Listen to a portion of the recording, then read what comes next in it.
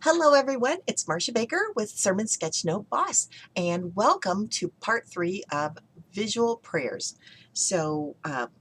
We have talked about why visual prayer, and last week we just sort of learned to do kind of a brain dump to just whatever's in our hearts, get it out on a prayer card.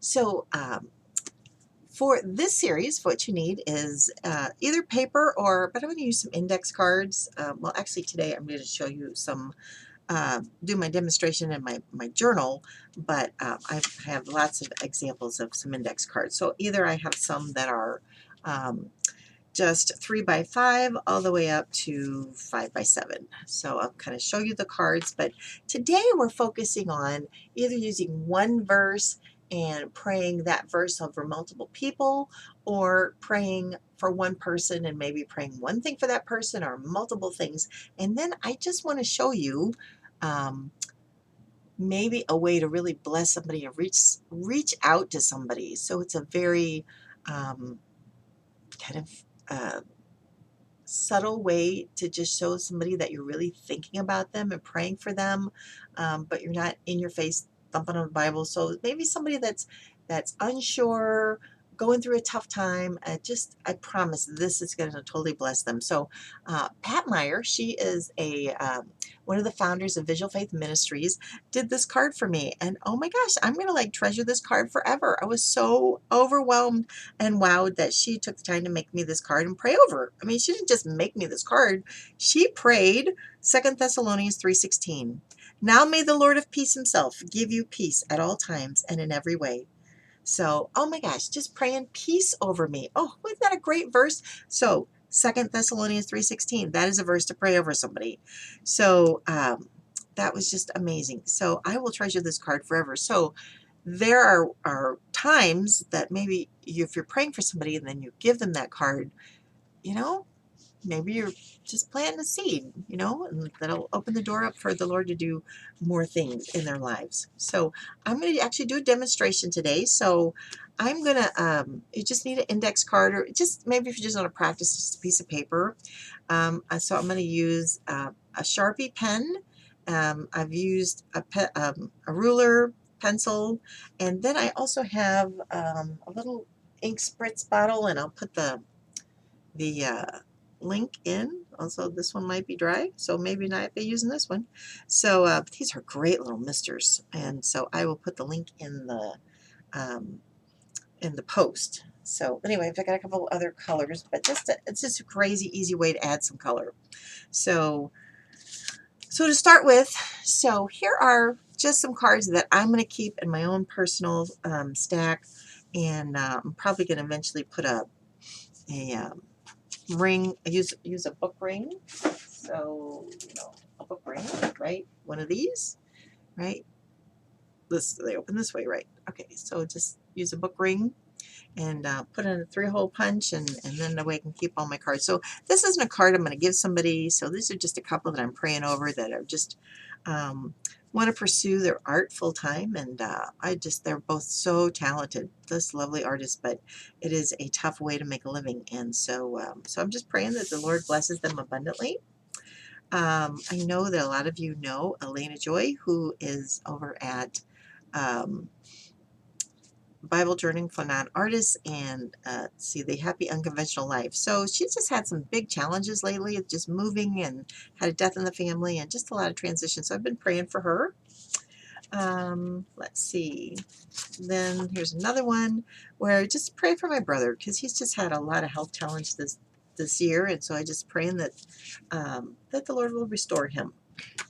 So, and then I've got a couple other cards I'm going to show you. So,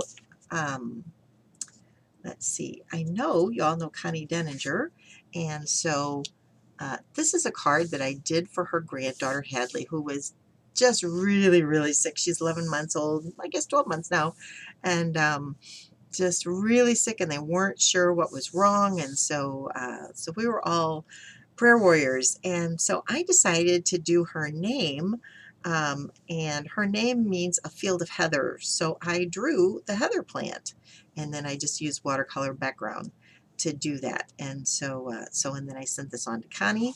But I do want to show you that not all my efforts are amazing the first time. So I thought, oh, wouldn't it be so fun to just maybe put the lettering in heather, like draw little pieces of heather, but I think that looks pretty awful. So, and then I ran out of room for the verse. I thought, okay, maybe it doesn't look that awful. And then I ran out of room for the verse. So, so this was my first attempt. So I just decided that it just is going to just show you that I make mistakes too. So, so anyway, I'm much more happy with that as well. Um, this one I did for my brother-in-law, and just sent him a letter of encouragement because he is done with chemotherapy. So we are praying. He's got some brain cancer, that that the chemo and the radiation just fried that cancer and it's gone, and he can get back to living a normal, healthy life. So I just did this card for him, and I did Psalms 138:8, that the Lord will accomplish what concerns us. So that's sort of my go-to verse.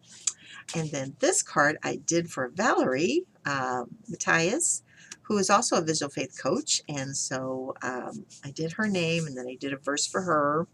And so sent this off to her. So today what I want to show you is actually just a way to actually put the verse in the name. I thought that was such a fun way to do this. And so here's some finals. So I used Patricia.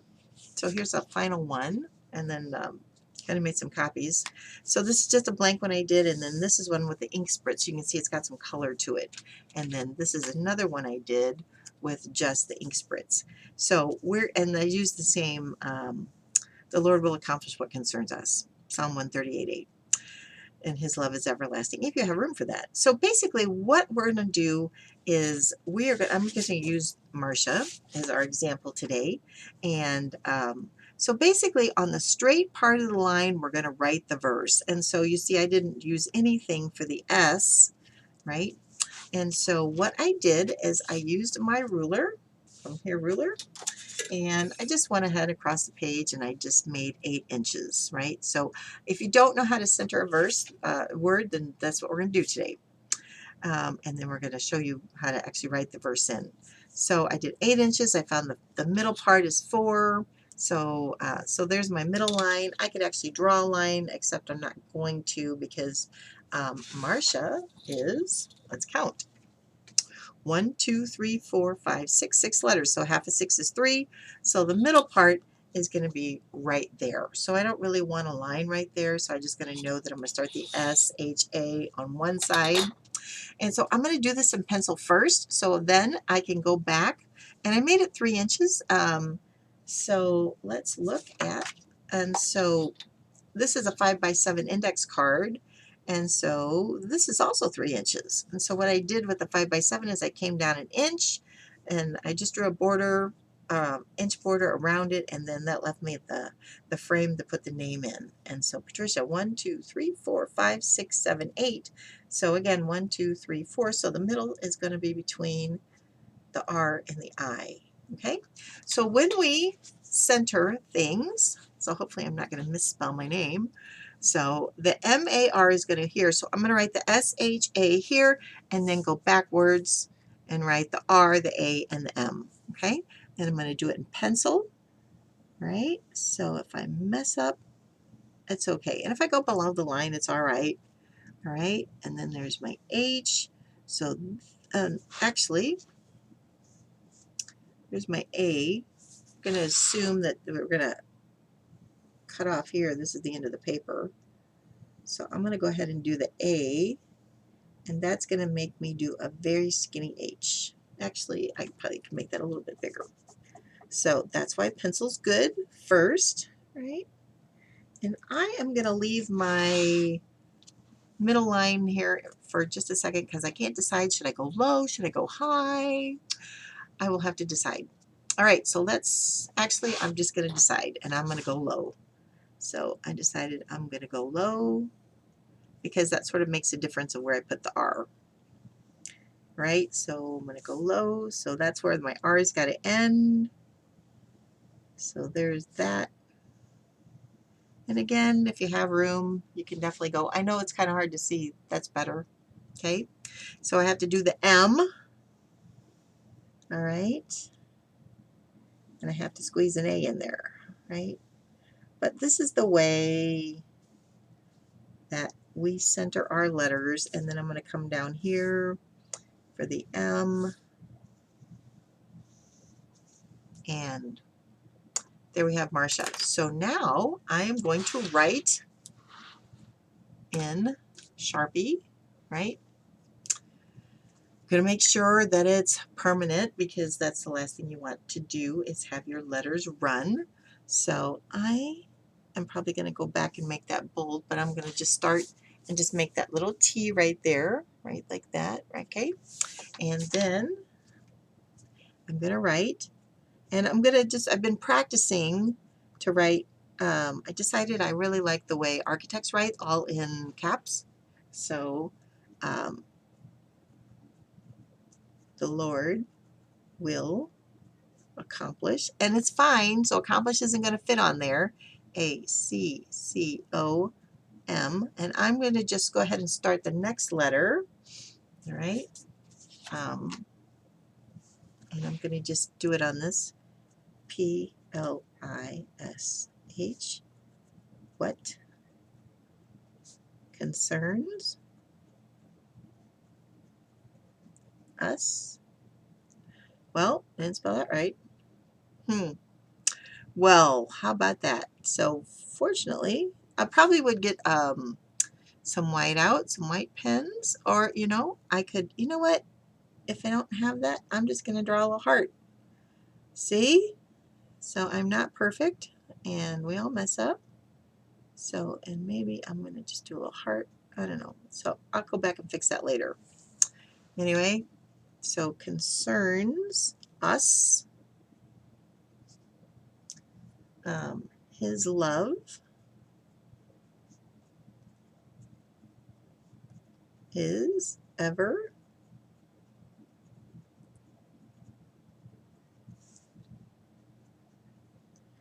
everlasting. And then I'm going to write Psalms, P-S-A-L-M-S 138, 8, since I have room. Okay, so hopefully you are not going to make that boo-boo. All right, it's kind of ugly, so I would actually maybe even start over at this moment. But then I'm going to just come down and make my bold letters, finish my M, and you can kind of see that my number 10, this is a number 10 Pigma Sense. So it's permanent ink, but it is well loved and well used, and you can kind of see it's kind of fading a little bit. All right. So maybe if you had a sticker, maybe I just would not have colored that in black, but maybe just left it and maybe gone, like put a little white dot over it and then maybe gone over it with a flower, maybe draw a little flower there or something. Maybe that's how I could have salvaged it. So definitely ways to salvage it, but on the fly I wasn't really thinking.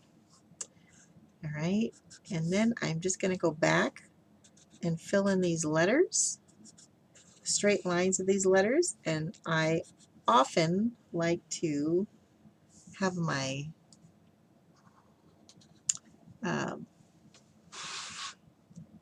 lines go below and above, just to create some more interest.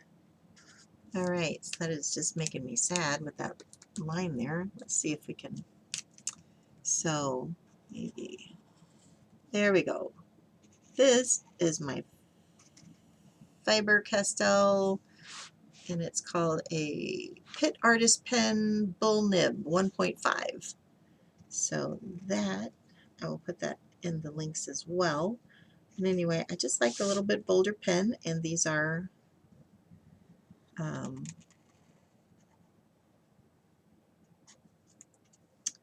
nice permanent pens. So when I do a little ink spritz, they're not going to run.